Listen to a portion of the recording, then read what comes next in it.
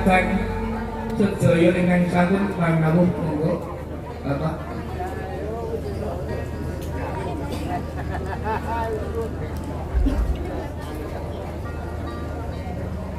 Assalamualaikum warahmatullahi wabarakatuh. Syukur alhamdulillahirabbil alamin. Monggo sareng-sareng kita aturaken dumateng Gusti Allah Subhanahu wa taala. Insyaallah sedaya keluarga masyarakat mboten wonten alangan sudah napa nggihipun keluarga besar Bobo Parmin tansah ginanjar kesehatan jiwa pinanjang yuswa lancar rezeki. Ing iki saderengipun pasrah hubungan saking Pak Parmin dhumateng kula. Menika Pak Parmin badhe keluari ujar. Kawit rikala semanten panjenenganipun nate ujar. Ini ujaripun menapa supados dipun aturaken Pak Parmin piyambak dipun sukseni kala rawuh ing dalu menika. Nggih Pak Bu? Monggo Pak kula aturaken dawuh ujaripun menapa panjenengan. Mulai rame nak belas rame nak.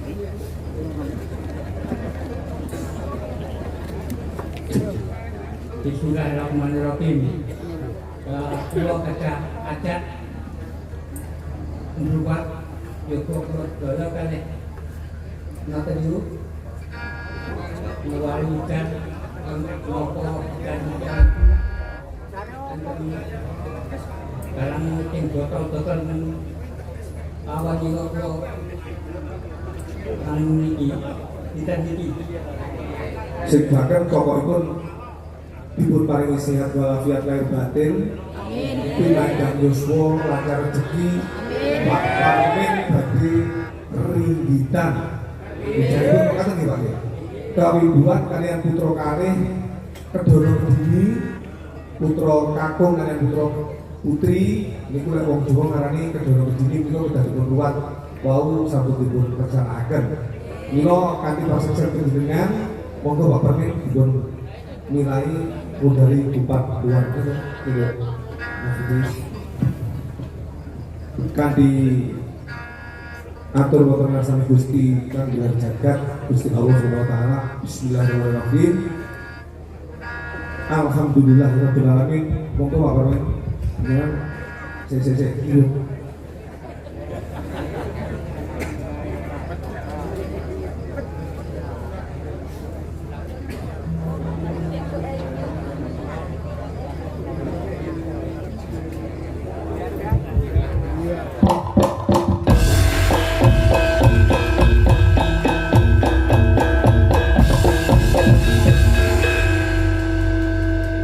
monggo salajengipun lung sampeyan putrinipun wayang kayon aturaken di dalam eko prisiangga kanthi ucapan Bismillahirrahmanirrahim.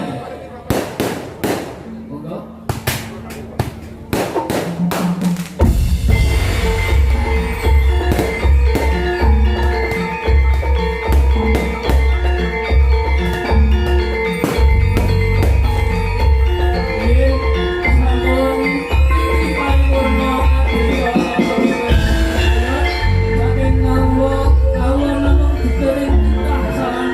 Saya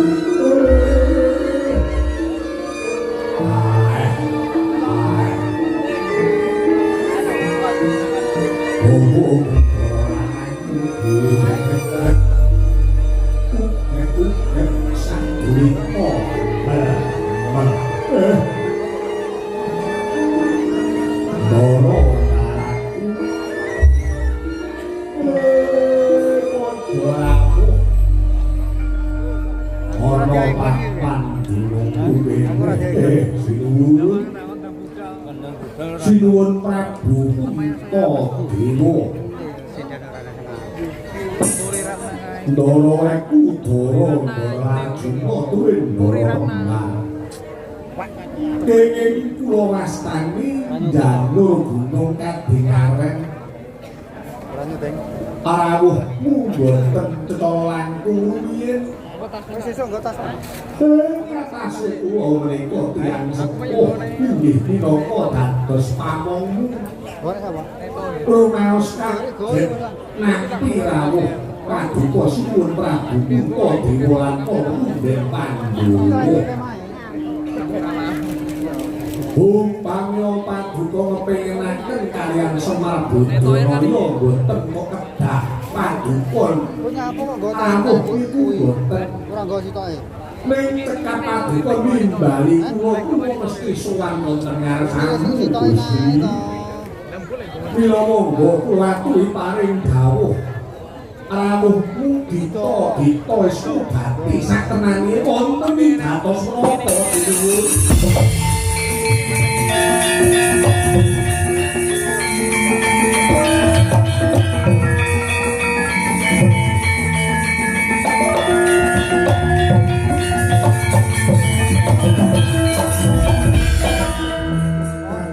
risang kapirangmu rinangkul kinempit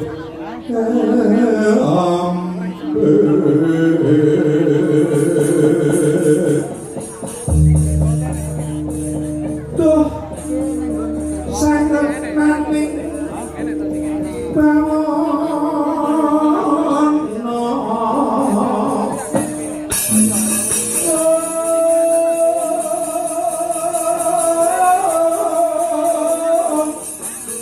Iwo iku kang barang ati yo itu kang sing tias yo itu kang kudu kering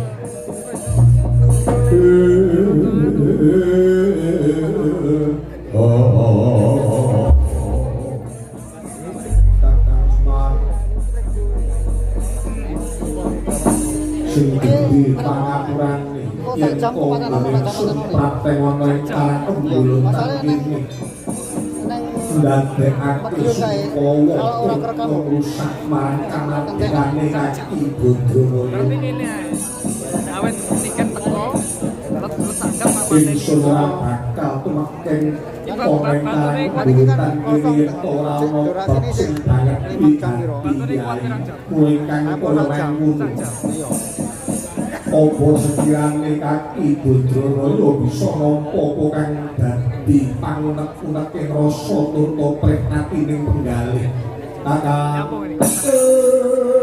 nggih sinuwun Hajenga paduka niku dadi panguwasa hajenga paduka niku dadi ini padang orang ini ya Bayu nanging paduka niku tetep dadi omongan kula awal ndang manggon kene. dadi pamong iku luwih angel tinimbang sing dimong Awal lho.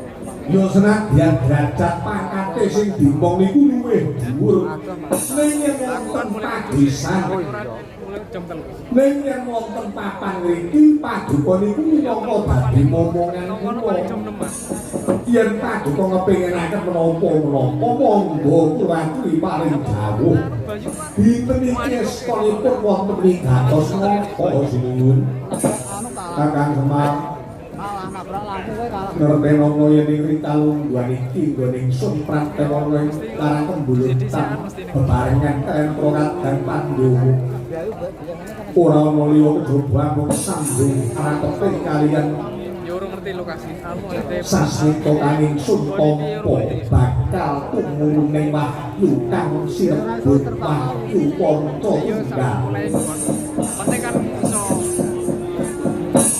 ing kene mungsu kaget jroning ati sak tenane wahyu panca tunggal kuwi mawapa mergo jroning sasmita sapa mungsa sing bisa nampa wujuding watu kanca tunggal kejaba pinar dawa kamulyane pinanjang yuswa sapa sing bisa nampa watu kanca tunggal bisa nampa katentreman yoga kabagyan kula kakang goreng sun temeke ngomong ing pangarepane Kaki Badralaya margo ingsun kepengin ngerti saktenane waktu kanca tunggal kuwi apa kula ing ingsun wis rumangsa tasrah ya mung Kakang Badralaya sing bisa ngerteni sejatine waktu kanca tunggal kuwi apa Kyai.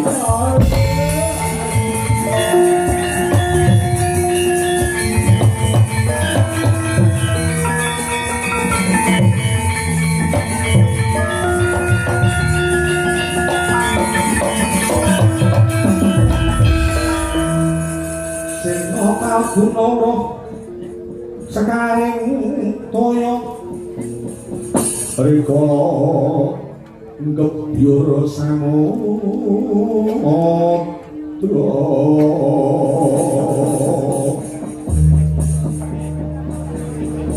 alun kula magulung-gulungan lumembah penyu kumambang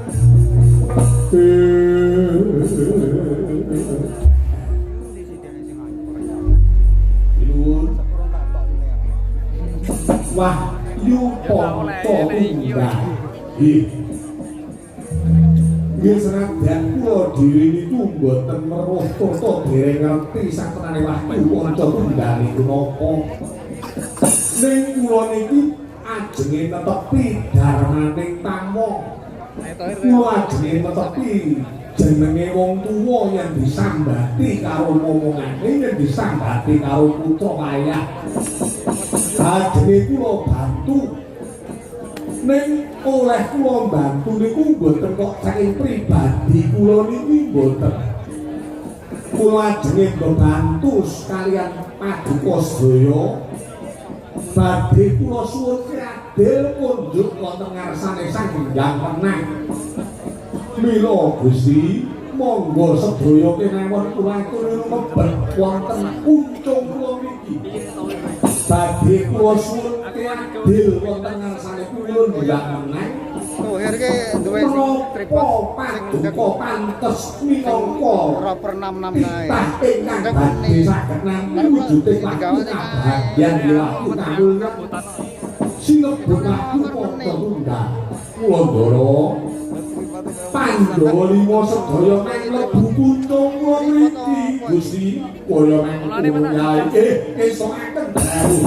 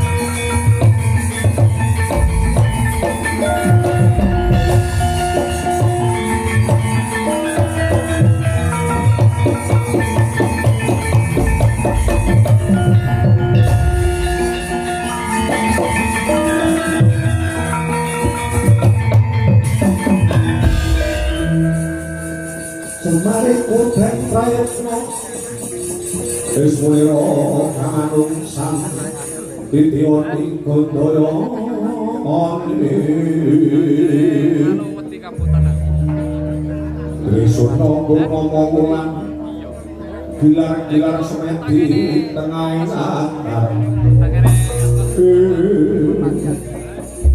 jegrek lurah Badralaya ya Kyai Ora Semar rikala seneng tenan pijejiban saking para momongan yen yo katemben nanti sasita badhe tumurun ing wahyu padha tunggal sanalika ilang roh wujudane kaki Badraya Semar beger dadi pukulun sang hyang Ismaya Trewus ganti wujud sang hyang Ismaya sigra mijil saking karang kembulutan lesat ing angkasa sowan mring ngarsane sang hyang Wenang.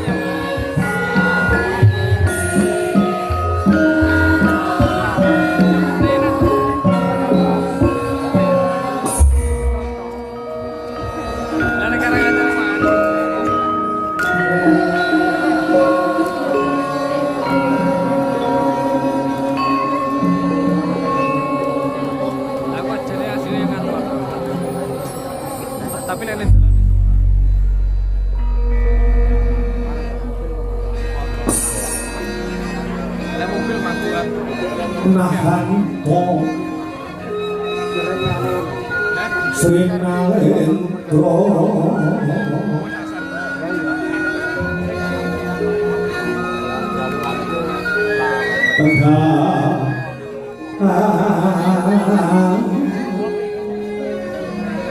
sini moko Konar bojone Rita ra ora enak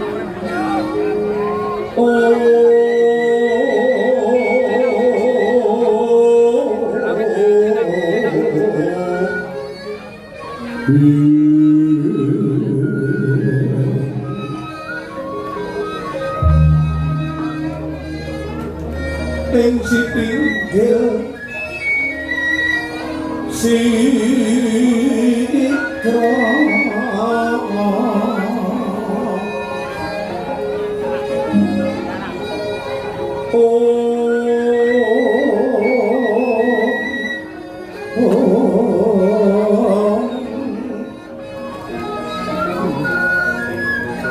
lenggah ing dampar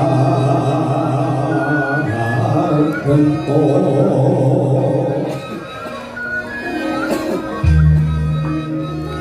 ingkang kapi witing kencana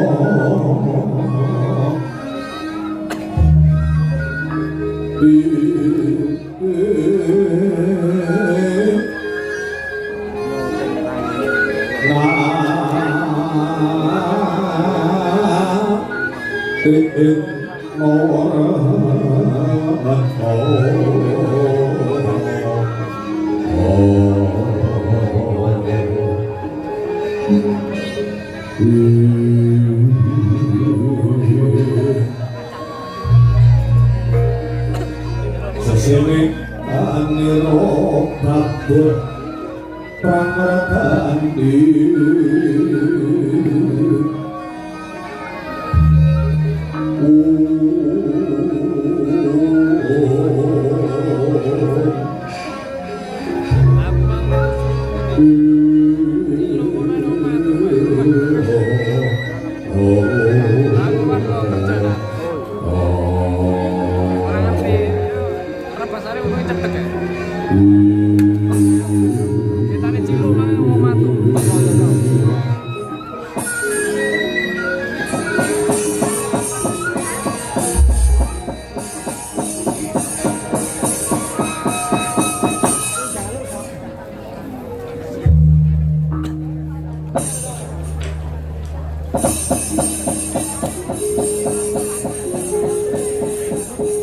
Tuk Sri Duryudana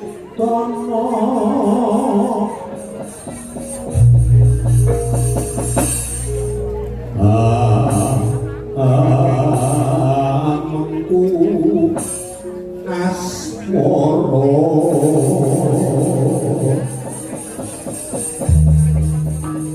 rene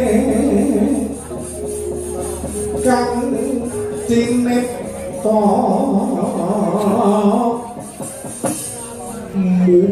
muhung wangsite jiwa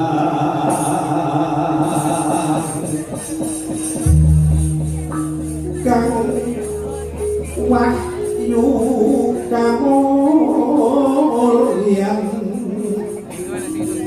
mring wono durya pura parasa anirorisan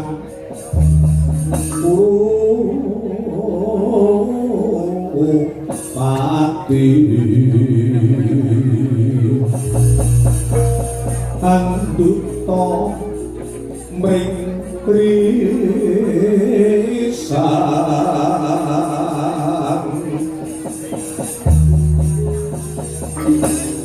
anduta mring krisan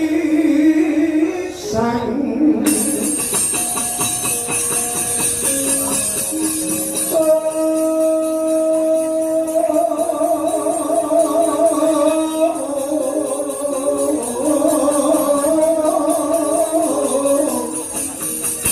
narpati ngawonggo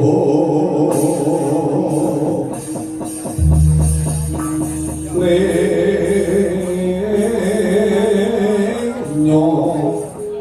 durna manapgo iwa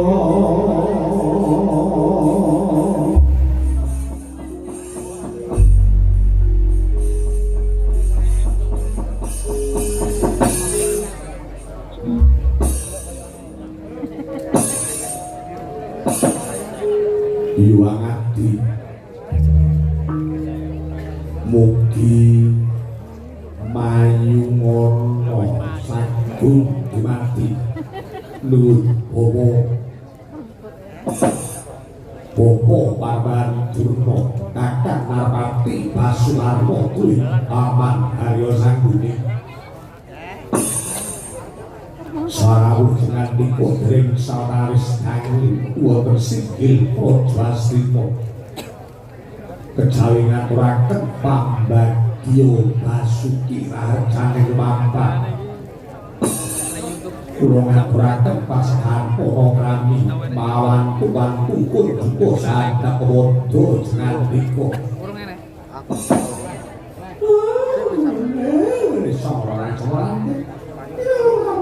santengan cecak foto yang coplak dadi mara-mara inggih Ger lampah kula kali sing sambe kula boten wonten alangan setunggal napa kula kabeh paring pambagyan duka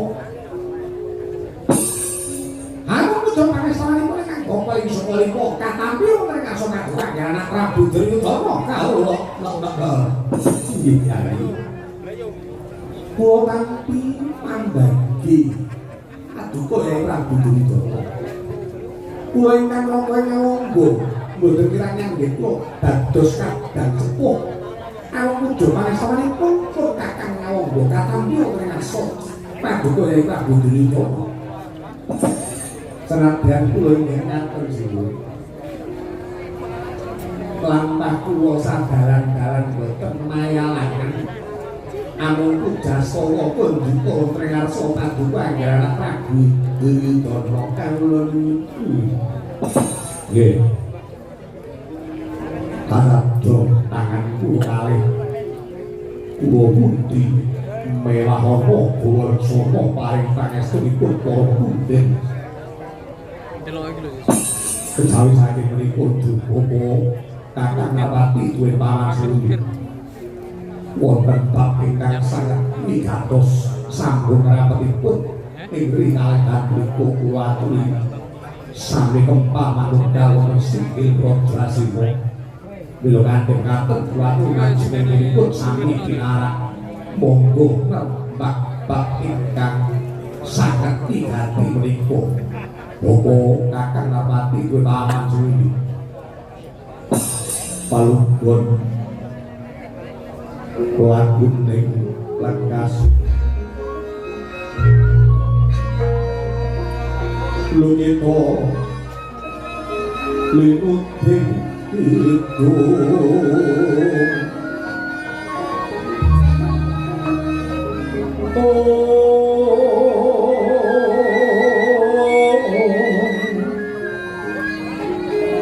kadung kader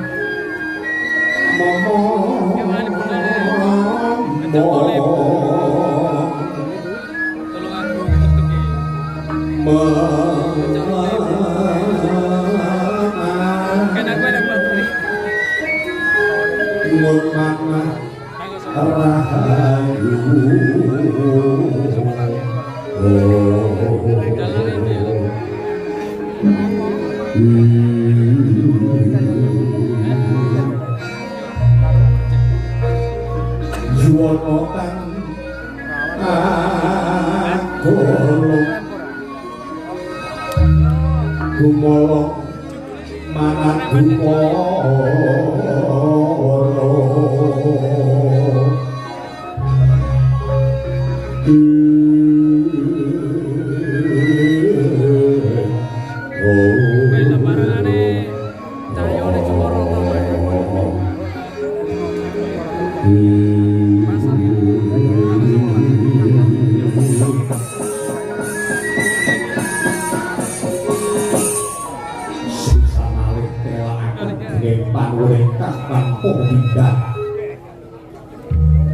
dening para pisepuh aji sepuh sesepuh negari sampun kepareng rawuh wonten singgil Raja Asima. Kula pitados anggenipun sami kempal menika bebetipun minangkani menapa kang dados panggungipun. Mila dumapa Kakang Narwati duwe paman Harya Sangguni. Sedaya kemawon badhe kula aturi sambung rapetipun anggenipun sami kempal wonten singgil raja. Mliginipun bapa kawan durna bapa kula menika rumaos bingung ing kalangan punika rumaos prihatos jalaran wonten bab ingkang sanget ganjel tumrap pribadi kula.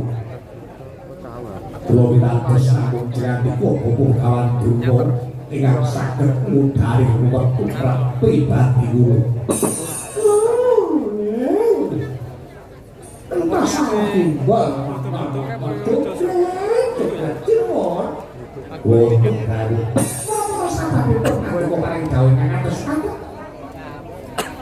mongko wonten singgil raja menika boten nemungaken pun bapa ing Sukalima tenadyan para sepuh sepuh sampun kempalan unggal monggo to menapa kang dados nuwun wonten ing manah paduka enggal kadhawuhna isunipun ngalih apa mulai kalangan menika sinten kemawon saged membantu bekrepot paduka jer sedaya menika kala minangka dados anggahan paduka anggahan Prabu Duryudana. Oh Duryudana ing kalangan menika rumaos prihatin. Duryudana ing kalangan menika rumaos bingung. Anggen kula prihatin, anggen kula bingung menika boten sebab Duryudana menika kekurangan bondo dina. Ora mergo Duryudana menika kekurangan wujuding derajat pangkat nanging ing kalangan menika kula katemben nampi sasmita. Sasmita ingkang kula tampi kala wau anyarengi anggen kula prihatin. Kula mangsa semedi lumebet wonten ing sanggar pamujan. Kula tilem sabeting sanggar pamujan. Lemek ron saujud adoh bantal banon. Sabenipun kula tilem lemek ron saujud adoh bantal banon. Kula wau ngimpi turto rupana sabeting pasupenan kula wau wonten sasmita ingkang badhe kula aturaken inggih menika sambung rapetipun badhe tumurunipun wahyu kamulyan inggih wahyu kabagyan sinebut wahyu ponto tunggal. Kula rumaos kaget sabenipun kula tilem dumiling wonten talinga wonten swanten ingkang nedahaken bilih medal ingkang badhe kelampahan badhe wonten wahyu ingkang tumurun dipun wastani wahyu ponco tunggal. Bila kanthi katen saha sinten kemawon para sepuh ing sepuh negari Hastina saged maringi katerangan sambung rapetipun wahyu ponco tunggal. Inggih menika ingkang sampun kuwanten sepuh tumrap pribadi kula. Wahyu ponco tunggal kala wau menapa turta budana ingkang badhe kula aturaken wonten ing aso jinantika menika awrat sanget menawi kula lampahi. Kula sadèrèngipun wahyu ponco tunggal ginakaken bebana kula langkung rumiyin nyuwun iku pratikel jinantika ponco tunggal menika menapa bapa kawan durna.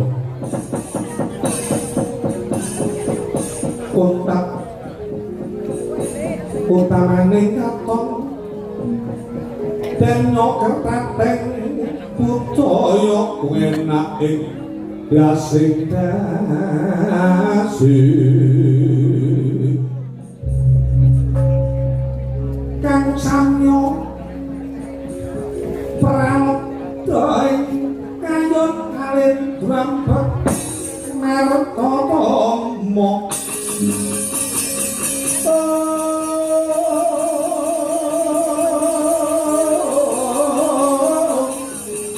Bisik Sri Pagonati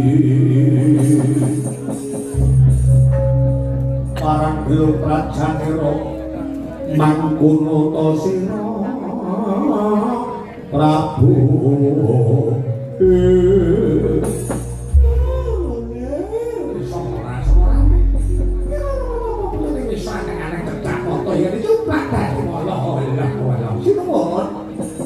Wonten pengetika ingkang haruket kula sanget ngacungaken jempol dene Paduka Anggaran Prabu Duryudana sampun kepareng Mas sing ngasemut kula pangersane Gusti kula beteng sanggar kamudat kanthi ngagungaken pasleden dene Anggen Paduka Semedi Anggen Paduka Sare Alemek ron saujung ngabantal banon melau sampun dipun tampi dening ngarsane Gusti kang karya bakat pripun Paduka sampun nampi sasmita badhe tuwuning wahyu kabagyan ing wahyu kamulyan sinebut wahyu Panca Tunggal mengaten menika pratandha yen to Anggen Paduka Semedi menika tinapa dening ngarsane Gusti monggo dipun lajengaken Wahyu Panca Tunggal menika menapa lah menika wahyu kabagyan wahyu kamulyan lha mugi-mugi kanthi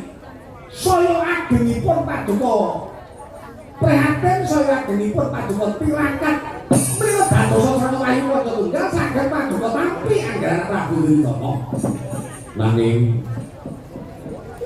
napa nggih wonten bebana ingkang sangat awrat wonten bebananipun pitukane niku abot pitukane abot niku napa wonten salebeting sasmita kula saged nampa kamulyan inggih kabagyan wujudipun wahyu Panca Tunggal nanging bebananipun gurune tugeling guru para Pandhawa menika kados pundi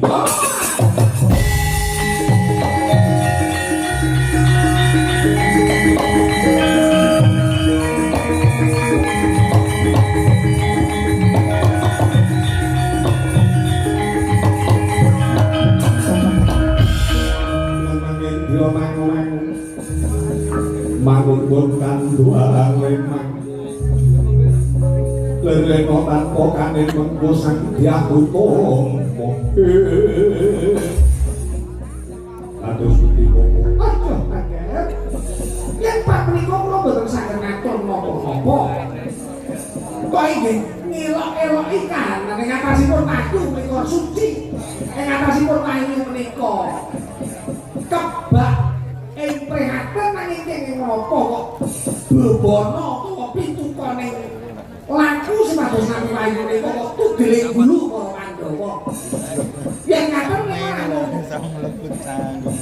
namung sarana anggenipun badhe mecah pasederekan antawisipun para Kurawa lan para Pandhawa boten sinten pun ajengaken nggih menika namung panggoda kang kencana kula pitados dhewe menika pitukane laku nuwun sewu nggih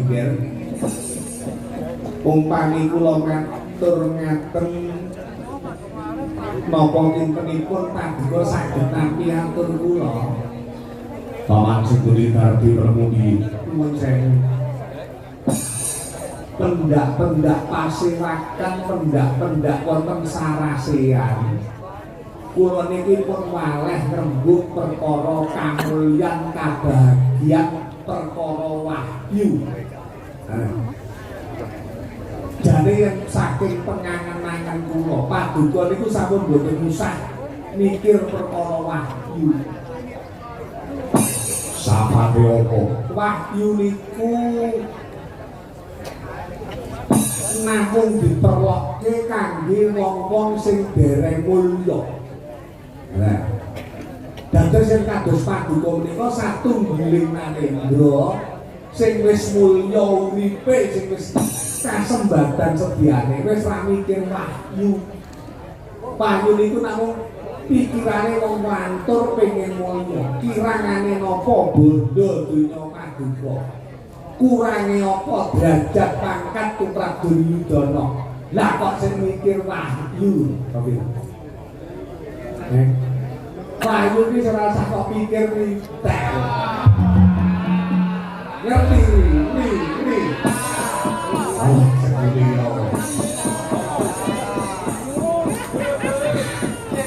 gak saat ini mikir lihat nih.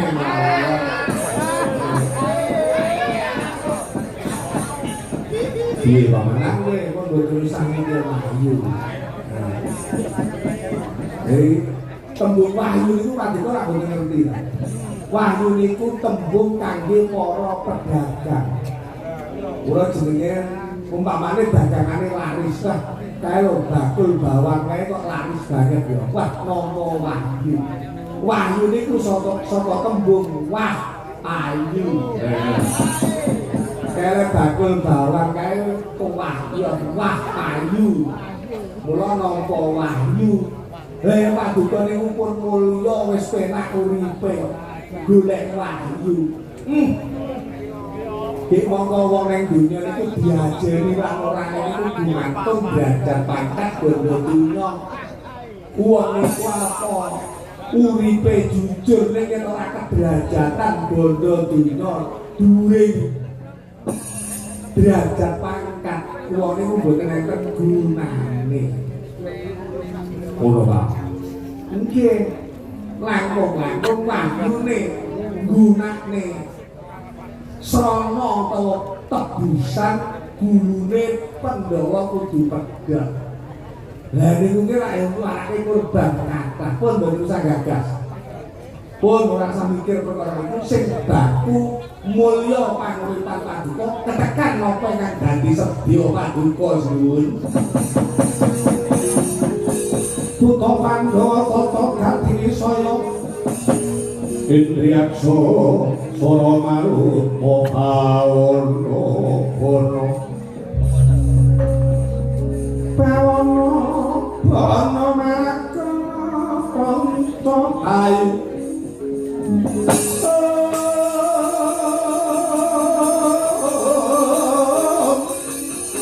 Wisikan magulingan limo Ponco Bayu Ponco Bayu Wisikan magulingan limo Lah, itu tolak Terus kepada sembunyi Angat demedem Penggalih Sang Prabu Duryudana Tidem tanono kang samya nyabawa kedadak nagaran Jawi. Ana satu giling Narendra piyak kang samya sumewa. Munggah singgil praja Galeah lampahira. Kaget raos kalih Sang Prabu Duryudana.